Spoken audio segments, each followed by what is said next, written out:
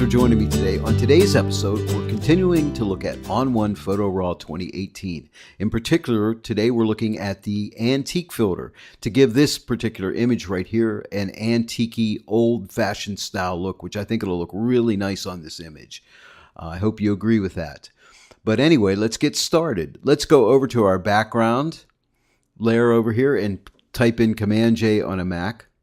Control-J in a PC so that we can duplicate our background layer so we don't mess with our actual background layer. We'll have an actually duplicated layer that we can work on, and that'll be a non-destructive edit. So let's come up here to Filter and click on Filter and then go down to not Skyline, but ON1 and go in and click on ON1 Effects 2018, which will open up ON1 Photo Raw 2018 and bring us into the Effects section. Once in, we're going to click on Add Filter, and we'll see our list of 24 filters here. I'm going to be going over each and every one of these filters and dedicating a video per filter so we can really dive into them and see how they work. But today we're working with antique, so we're going to click it. And as soon as I click it, boy, does that look nice, right? Beautiful right away. That's the neutral preset, or as ON1 would call it, a style. I'm used to saying preset, so I'll probably continue to say preset. You can also come up with your own presets and save them, and I'll show you how to do that. So we start off with the neutral one. Let's click on warm and see what it looks like. Looks pretty cool too. Let's go on to the cool one. Now it definitely looks cool because it is cool. And let's go on to the next one, which is red. Click it. I like that as well. And then over here at more, when we click it, we're going to see some duplications here. The cool, the neutral, the red, and the warm are the same as the presets out in front. I don't know why they did that, but they did. The only one new in here is green. Now, as soon as you add more of your own styles into here, then that list will build up and you'll see your style show up here. And I'll show you how to make one of the styles here shortly. So let's just hover over these presets, and you'll see them change. And I love that because you see that in real time, so it gives you an idea. Which one do I want? That is really, really cool. I love when software does this, when companies build that into their programs. That's really nice, so we can actually see what's going to take place without actually having to click on it. Because we get lazy, right? We want to go fast and get right into the editing process. All right, so now let's look at the rest of this interface here.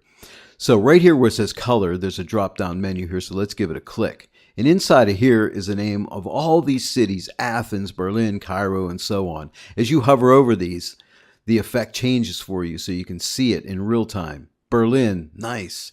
Cairo, great. Delhi, really nice. Istanbul, they're all looking good, right? Kiev, London, Marseille, I hope I'm saying that right. Moscow, New York, Paris, Stockholm, and Yalta. Well, which one did you like the best? Well, I don't know. They're all so nice. Oh, Stockholm I really like. Paris I like. New York.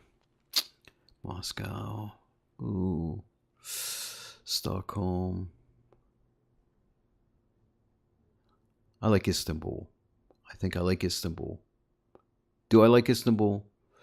Yes. Click it, Dave. Click it now. Click. It's clicked. It's Istanbul. That's the one I chose.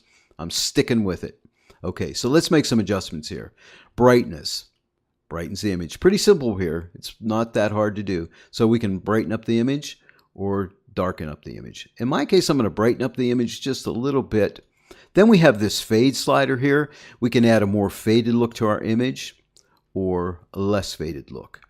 No matter what, it's going to have some type of a faded look on it because that's what this antique filter does. It gives you that faded out look. So let's just add just a little extra, maybe right about there. Now the saturation will just increase the saturation of the image. And if I move it the whole way to the right, it's not an extreme saturation adjustment. As you can see there, it doesn't go nuclear with saturation. But that's too much. And let's move it to the left and we can take the saturation the whole way off.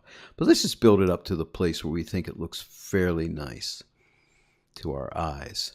And these sliders, guys, what's right and what's wrong, it's truly up to you, whatever your eyes like.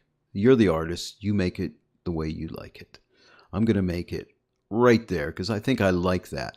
And now we have film grain, so we can, and you'll notice here that the film grain is defaulted to 100% because like an old antique image, right? it's going to be taken with an old film camera, and they had a lot of grain, so they default the grain at 100, and I kind of agree with them. But we can change that to any size, to no grain, or leave it at the 100%, or somewhere in between, and we can adjust the size of the grain. And let me show you how to do that.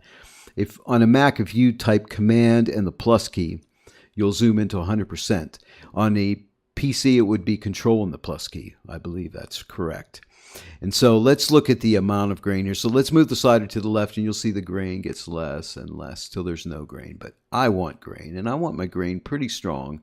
So I'm going to take it up about 90%. Now the grain size, if I move it to the right, makes that grain larger.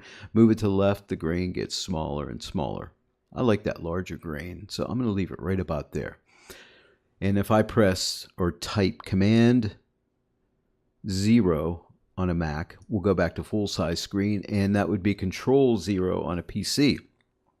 Now, if we wanted to if we like this preset that we just made here and we want to save it as a style, what we can do is go up to that little drop-down menu where it says More, click on Save New Style, and give that style a name. Let's call it Elegant, because I think it looks elegant. And let's click on Save. And now when I hover over More here, click it, there's Elegant right at the top. So if I went here and clicked on a different one of these adjustments or presets or styles, whichever you prefer, let's go to Cool. Now if I come over here to More and the drop down and hover over Elegant, there's Elegant, just the way I said it. So let me click it again because I like that. And you notice all my amount of grain is set correctly and the size, just the way I said it. So that's really cool. When we're done, we're going to come down here and click Done. But before we click Done, let's go over to Preview and click Preview so we can see the before and the after. I really like the effect we're getting. And one other thing, let me come back up here to Opacity. This is the opacity of this amount of filter. So if I pull this opacity to the left, I can mix back in the original image back in with the affected image. So, you know, we might like effect, and I kind of like it maybe right in there. In my case, I'm going back to Photoshop because I'm using this as a plugin, remember? So I'm going to leave it full at 100%. I'll make that decision in Photoshop because later on I can come back and change it again, and I won't have to come back into ON1 again. So I'm going to do all that in Photoshop. So let's go down here and click on Done, and we're going to come back into Photoshop. Once we're in Photoshop, we can come up to our layer palette here, and I'm going to click the eyeball off and shut that off, and we'll see the before, and there's the after. Now let's go to the opacity slider, and I'm going to pull the opacity slider back, and I usually like to take it the whole way off and then slowly move it up and stop at the point that I like, and I like it right about here. But I'm going to take it back to 100% and show you something else. Don't forget, in Photoshop, and also in ON1, there's blend modes in there too. But I'm doing the blend modes inside of Photoshop because I'm working as a plugin here. But right now we're on normal. Let's go to multiply and see what that looks like. That darkens it up a whole lot. Even let's pull the opacity back and see what it looks like. Nah, it's not doing much for me. The blend mode, I think that's really going to work, and let's see if this does. I think it's going to be screen, so let's click on screen. Now right now that looks pretty bright, but I kind of like that. Let's pull the opacity back on this guy.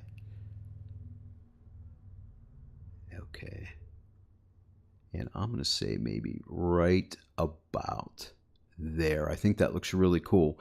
Now let's change from the screen blend mode to the normal blend mode and see the difference. As you can see, I just like that little extra effect that the screen blend mode is doing on that. Really like that a lot. I'm really happy with that. Well, there we go, guys. Let's look at the before and after. Let's click the eyeball of layer 1 on, or off, I should say, so we can see the before, and click it again. There is the after. So there you go. I think it came out really nice. What do you think? Any questions or comments, please let me know. Also, if you like this video, please give it a like. If you don't subscribe to my channel, please do so you can keep up with all my new videos that I'm putting out. And that'll happen if you click on the notifications, okay? So click on notifications. You'll be informed of all the new videos I'm putting out. I'm producing videos at a pretty regular pace here. And every 1 to 3 days, you're going to see a new video. So keep watching for them. And again, guys, thanks for joining me today, and I will see you later. Doesn't that ice cream look good?